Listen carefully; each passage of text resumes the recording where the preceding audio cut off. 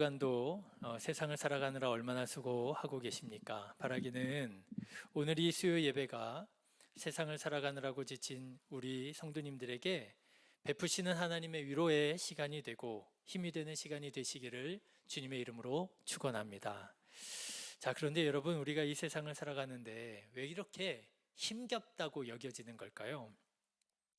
물론 세상을 살아가는 것 자체가 힘겨운 면도 있을 것입니다. 쉽지 않지요. 만만치 않습니다.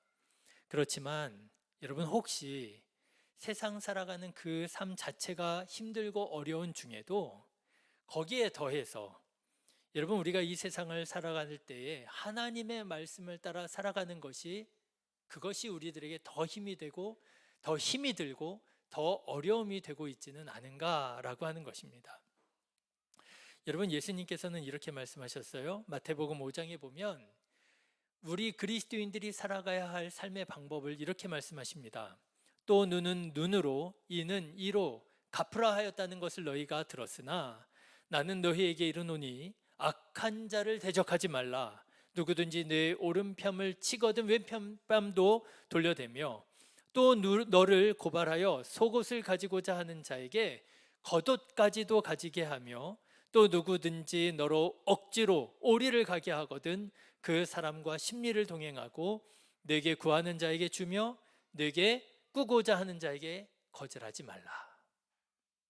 여러분, 어떠십니까?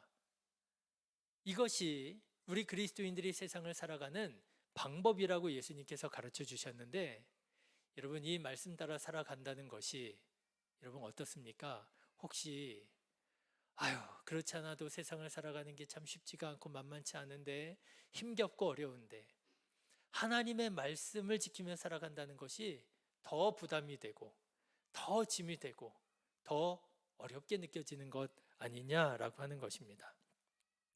말씀대로 살아가는 것이 왠지 비현실적인 것 같고요, 말씀대로 살아간다는 것이 왠지 더 미련한 것 같고요, 바보처럼 여겨지고요. 이렇게 말씀대로 살아가다가는요, 왠지 망할 것 같은 거예요. 그래서 적지 않은 그리스도인들이 어떻게 살아가고 있습니까? 말씀과 세상 가운데에서 갈등하면서 그리고 타협하면서 살아가더라라고 하는 것입니다. 세상을 살아갈 때에는 어떻게 살아가요? 세상의 법을 따라 살아가요. 악한 자는 악한 대로 갚아주고요, 복수하고요. 눈은 눈으로, 네가 나한테 그랬어? 그럼 나도 똑같이 갚아줄 거야. 이는 이로, 네가 나한테 그랬지? 그럼 나도 너한테 똑같이 그럴 거야. 세상을 살아갈 때는 세상의 법대로, 그리고 교회에 와서는 어떻게 해요?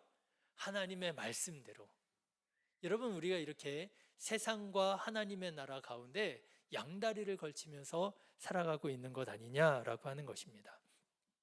그러면서 우리는 또 생각하기를 이게 지혜로운 것이라고, 이것이 현실적인 방법이라고 정당화하고 합리화하고 있는 것은 아니냐라고 하는 것이지요. 그런데 여러분, 저는 이렇게 말씀드리고 싶어요. 우리 마음에 이런 갈등이 일어날 때면 어떻게 하지? 내가 이 세상을 살아가면서 하나님의 말씀을 따라 살아가고자 하니 왠지 내가 손해보는 것 같고 미련한 것 같고 바보 같고, 아니야, 내가 이 세상을 살아갈 때는 세상의 방법대로 살아가야 될 것 같아. 여러분, 혹시 우리 안에 이런 마음이 들어간다면요, 저는 이렇게 말씀드리고 싶어요. 여러분이 믿는 하나님이 누구신지를 다시 한번 생각해 보십시오. 여러분이 믿는 하나님이 누구신지를 다시 한번 생각해 보십시오. 만일 여러분이 정말 하나님을 제대로 알고 여러분이 정말 하나님을 정말 믿는다고 한다면 하나님을 생각할 때 이 세상의 법이 아니라 하나님의 법대로 살아가야 되는구나. 여러분, 다시 한번 믿음이 새로워지고 다시 믿음으로 살아갈 힘과 능력을 얻게 될 줄로 저는 믿습니다. 자, 여러분, 오늘 말씀을 보십시오. 오늘 말씀을 보시면 하나님을 제대로 알고요, 하나님을 정말 믿었기에 이 세상을 살아가는 중에도 범죄하지 않고 하나님의 법을 따라 살았던 두 사람을 우리가 만나게 됩니다. 그 사람이 누구냐 하면요, 바로 히브리 산파 시브라와 부하였습니다. 여러분, 시브라와 부하에 대해서 알려진 바는 그렇게 많지 않습니다. 성경은 그녀들에 대해서 다만 히브리 산파 이렇게 소개된 것으로 이게 거의 모든 소개가 되고 있어요. 그리고 그녀들의 이름인 시브라와 부하라고 하는 이름을 볼 때에 이 두 사람은 아마도 이집트인이 아니라 셈족, 아마 히브리인이었을 것이다. 요 정도가 이 두 사람에 대해서 알려진 전부예요. 그렇지만 여러분, 이 사람들이 살아갔던 시대에 이 두 사람이 어떻게 살아갔는지를 생각해 보면 시브라와 부하가 어떤 신앙의 소유자였는지는 우리가 충분히 유추하고 짐작해 볼 수가 있겠습니다. 여러분, 결론부터 말씀을 드리자면요, 이 시브라와 부하는 어쩌면 이집트의 시민권을 가진 친이집트계의 히브리인 산파였을 것이다, 이렇게 유추할 수가 있어요. 이집트의 시민권을 가진, 이거는 이제 제가 이렇게 상상의 나래를 펼쳐서 제가 한번 상상해 본 거예요. 유추해 본 거예요. 이집트 시민권을 가진 친이집트계 히브리인 산파였을 것이라. 여러분 생각해 보십시오. 당신은요, 이스라엘 민족이 이집트에 산지 얼마나 오래됐느냐? 무려 430년을 살았었을 때였어요. 여러분 조금 번거로우시더라도 출애굽기 12장 말씀 한번 보실까요? 출애굽기 12장 40절. 출애굽기 12장 40절의 말씀을 한번 보십시오. 네, 우리 교회학교 친구들도 성경책을 자꾸 찾아보세요. 처음에는 이게 어려운데요, 찾다 보면 빨라지고요, 찾다 보면 또 깨달아지는 은혜가 있어요. 자, 12장 40절 41절 같이 한번 읽어보실까요? 시작. 이스라엘 자손이 애굽에 거주한 지 430년이라 430년이 끝나는 그날에 여호와의 군대가 다 애굽 땅에서 나왔느니라. 몇 년이라고요? 430년이나 애굽 땅에서 살았다는 거예요. 여러분 생각해 보십시오. 430년 짧은 기간이에요? 오랜 기간이에요? 누가 짧은 기간이라고 했어요? 절대로 짧은 기간이 아닙니다. 제가 오늘 말씀을 준비하면서 좀 알아봤어요. 여러분, 중국의 역사가 아주 유구한 역사를 자랑하잖아요. 그런데 이 중국 땅에 여러 나라들이 등장했다가 멸망하고 등장했다가 멸망하고 그랬잖아요. 그런데 제가 챗 GPT한테 물어봤어요. 중국 땅에 등장했었던 모든 나라들의 평균을 한번 내봐라.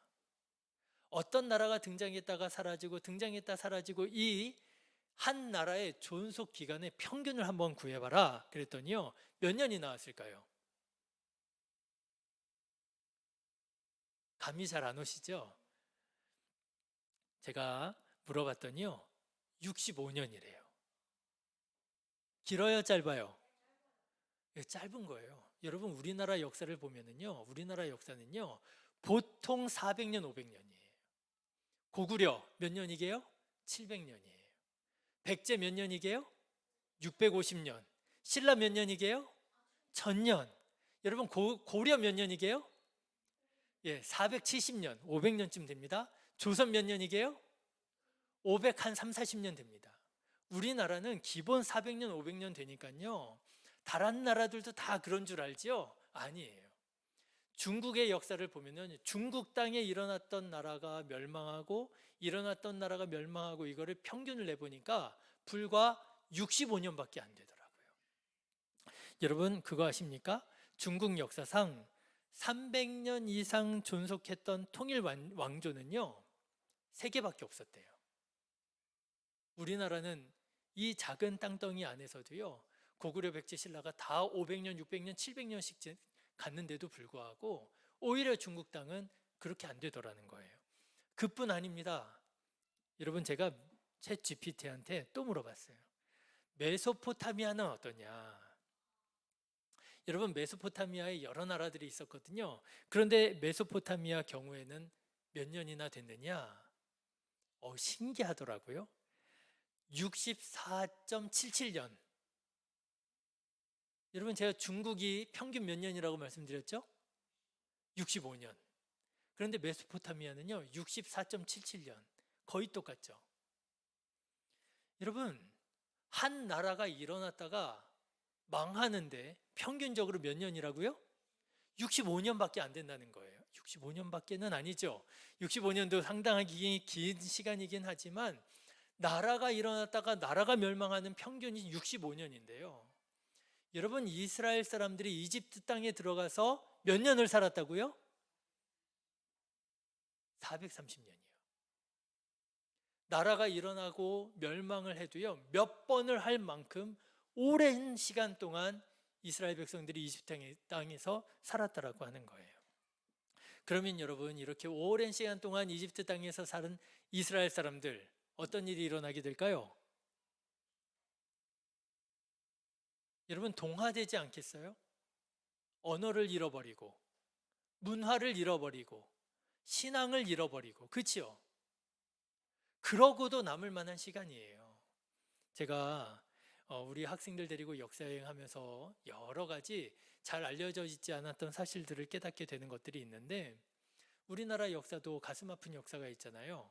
주권을 잃어버렸던 35.6년, 예전에는 36년이라 그랬었는데 그것도 자존심 상한다고요. 요즘에 35.6년 뭐 이렇게 계산을 하더라고요. 그런데 여러분, 35년, 36년밖에 안 되는 불과 그 짧은 시간인데도 불구하고요, 그 짧은 시간에 우리들의 언어를 빼앗기고 우리들의 문화를 잃어버리고 그러더라고 하는 것 아니에요? 여러분, 이봉창 의사라고 하는 사람이 있습니다. 이봉창 의사라고 하는 사람이 있었는데요, 이 사람은 1900년에 태어나요. 1900년이면 아직 조선이 있을 때예요. 그런데 그가 11살이 되던 1910년에 조선이, 대한제국이 멸망하게 됩니다. 그런데요, 그런데도 불구하고 그래도 10년 정도는 대한제국의 시민으로 살았는데도 불구하고 이 이봉창 의사는요, 어려서 그렇게 나라가 망하고 일제에 의해서 나라가 이제 다스려진 통치를 받게 되니까 이 사람은 자기가 충직한 일황의 신하로 살려고 애를 쓴 사람이에요. 내가 일본 황제의 신민으로 내가 살아야 되겠다. 그래가지고 이봉창 의사는요, 어려서 일본어를 열심히 배웁니다. 얼마나 일본어를 잘했는지요, 일본 사람만큼, 일본 사람보다 더 일본어를 잘한다 할 만큼 일본어를 너무너무 유창하게 잘했대요. 일본어 하는 것만 봐선 이 사람이 조선 사람인지 일본 사람인지 분간이 되지 않을 정도로. 왜요? 진심으로 자기는 일본의 신민으로 살고 싶었던 거예요. 뿐만 아닙니다. 이봉창 의사는요, 일본의 가정집에 들어가서 살아요. 아예 양자 되는 것처럼. 그렇지만 그 안에서 차별을 경험하게 되죠. 조선 사람이라고 하는, 조선 출신이라고 하는 이 장벽에 자꾸만 미끄러지고 무너지는 것을 보면서 내가 일본 사람이 될 수 없구나라고 하는 걸 뼈저리게 경험하고, 그리고 독립운동에 투신했던 사람이 이봉창 의사예요. 여러분, 생각해 보십시오. 35년 만에도요 이런 일이 일어난다니까요. 언어를 포기하고요, 문화를 포기하고요, 일본의 황제를 추앙하고요, 섬기고요, 내가 일본의 신하로 살겠다고 그렇게 다짐하게 되고요. 그런데 35년 만에도 이런 일이 일어나는데 430년 동안 이집트에서 살았던 이스라엘 사람들 가운데 왜 이런 사람들이 없었겠어요? 이스라엘 사람들 중에서는요, 물론 우리는 이집트인이 될 수 없어, 우리는 이스라엘 사람이야, 우리는 하나님을 경외하고 하나님을 믿는 사람들이야, 하나님의 백성이야 라고 하는 그런 신앙과 그런 정체성을 가지고 살아가는 사람도 있었겠지만, 또 어떤 사람이 있었겠어요? 야, 우리가 지금 살아가는 이곳을 봐. 여기가 어디예요? 이집트잖아. 지금 누가 통치하고 다스리고 있어요? 이집트의 왕 파라오가 지금 통치하고 있잖아. 현실적이지 않아. 야, 눈을 떠. 이제는 인정할 건 인정해. 우리는 파라오를 섬겨야만 살 수 있어. 친 이집트계의 이스라엘 사람들이 왜 없었겠느냐는 거예요. 아마도 시브라와 부하가 바로 대표적인 친 이집트계 히브리인이었을 것이라고 하는 거예요.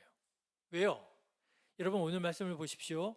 파라오가 이 두 사람을 조용히 불러서 끔찍한 일을 주문합니다. 여러분 15절과 16절 1장 출애굽기 1장 15절 16절 우리 같이 한번 읽어보실까요? 어떤 끔찍한 일을 주문하는지 같이 읽겠습니다. 애굽 왕이 히브리 산파 시브라라 하는 사람과 부하라 하는 사람에게 말하여 이르되 너희는 히브리 여인을 위하여 해산을 도울 때에 그 자리를 살펴서 아들이거든 그를 죽이고 딸이거든 살려두라. 여러분 생각해 보세요. 파라오가 이런 끔찍한 명령을, 이런 끔찍한 지시를 아무에게나 했겠어요? 아무에게나 이런 명령을 내렸겠어요? 아무에게나 할 수 없지요. 누구한테 이런 얘기를 하겠습니까? 그래도 내가 말을 하면 들을 것 같고 따를 것 같은 사람에게 하지 않았겠어요. 실제로 학자들 중에서는요, 이 시브라와 부하를 히브리인 산파가 아니라 이집트인 산파로 보는 사람들도 있습니다. 이집트인인데 산파인데 히브리인들이 아기를 출산할 때 가서 돕는 이집트인들이었을 거다. 이렇게 보는 사람들도 있어요. 자, 그런데 여러분, 이 두 산파는 어떤 사람이라고요? 친 이집트계 히브리 산파라는 거예요. 그런데 이 두 산파가요, 이집트 왕의 명령을 따라요, 안 따라요? 안 따릅니다. 히브리 아기들을 죽이지 않고 살려주는 거예요. 자, 여러분, 이 히브리 산파에게 이것이 무엇을 의미했겠어요? 파라오가 나한테 명령했어요. 조용히 불러다가 야, 남자 아기면 다 죽여. 조용히 지시했어요. 왕의 어명이에요.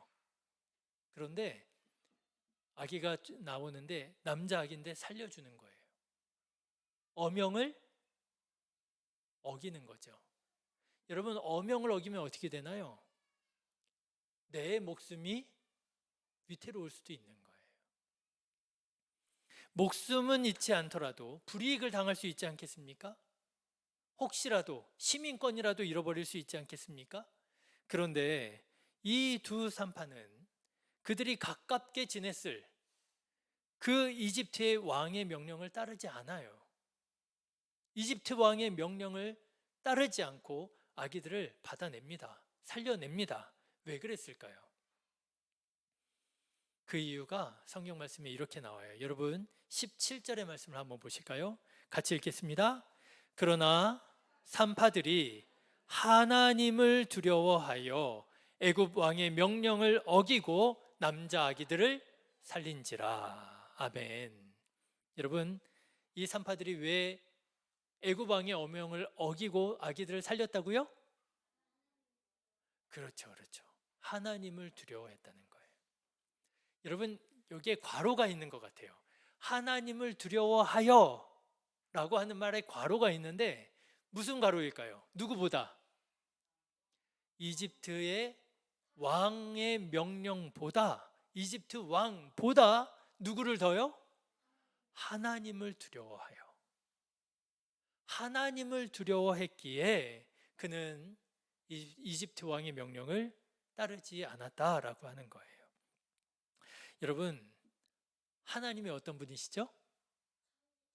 그렇죠. 천지를 창조하신 하나님이세요.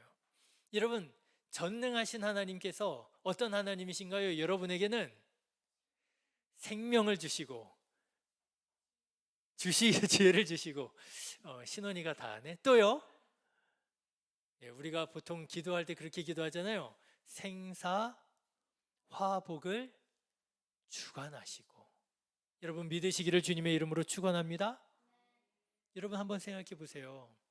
하나님이 정말 천지를 창조하신 전능하신 하나님이심을 믿는다면 여러분 생각해 보세요. 하나님께서 정말 나의 생사 화복을 주관하시는 하나님이라고 하는 사실을 믿는다면 여러분 누구를 두려워해야 될까요? 하나님을 두려워해야죠. 하나님을 두려워해야죠. 여러분 누가복음 12장에 보면 예수님께서 이런 말씀을 하십니다. 내가 내 친구 너희에게 말하노니 몸을 죽이고 그 후에는 능히 더 못하는 자들을 두려워하지 말라. 너희들의 몸만 죽일 수 있는 자들 두려워하지 마라. 마땅히 두려워할 자를 내가 너희에게 보이리니 곧 죽인 후에 또한 지옥에 던져 넣는 권세 있는 그를 두려워하라. 내가 참으로 너희에게 이르노니 그를 두려워하라. 여러분 여기서 그가 누구일까요? 하나님이세요. 예수님도 말씀하십니다. 정말 두려워해야 할 하나님을 두려워하라 말하는 거예요. 여러분 이 산파들은요, 당장에는 왕의 명령이 가깝고 당장의 왕의 명령도 두려웠을 것입니다. 불이익을 당할까 두려웠을 것이고요, 자칫 잘못하다가 내 목숨도 날아갈 수 있겠구나 분명 두려웠을 거예요. 하지만 그럼에도 불구하고 그는 파라오보다 누구를요? 하나님을 더 두려워했을 때 그는 죄를 지을 수 있었지만, 여러분 생각해 보세요. 아기가 태어나는데 아기를 내 손으로 죽여요. 이 얼마나 끔찍한 죄입니까? 그런데 사람을 두려워하면 그렇게 된다니까요. 그런데요, 그런 죄를 지을 수 있었는데, 그런데 죄를 짓지 않아요. 왜요? 하나님을 두려워할 때 죄를 짓지 않게 되더라라고 하는 거예요. 여러분 지난번에 드렸던 말씀을 기억하십니까? 모르는 것도 제가 뭐라 그랬죠? 모르는 게 죄입니까? 아닙니까? 예, 모르는 건 죄가 아니에요. 그런데요, 모르면 죄를 짓기 쉬워요. 죄를 짓기 쉬워요. 모르면 죄 짓기 쉬워요. 여러분 이집트의 파라오가 요셉을 몰라가지고 죄를 짓잖아요. 괜히 무고한 이스라엘 사람들을 억압하고 탄압하고. 그런데 여러분 오늘 말씀을 보십시오. 이 두 여인은 하나님을 알았기에 죄를 짓지 않더라는 거예요. 아는 것이 아는 것이 죄가 아니다. 여러분 아는 것이 뭐예요? 아는 것이 힘이에요. 알아야 죄를 짓지 않고요, 알아야 하나님을 경외하고요, 알아야 하나님의 말씀에 순종하고요.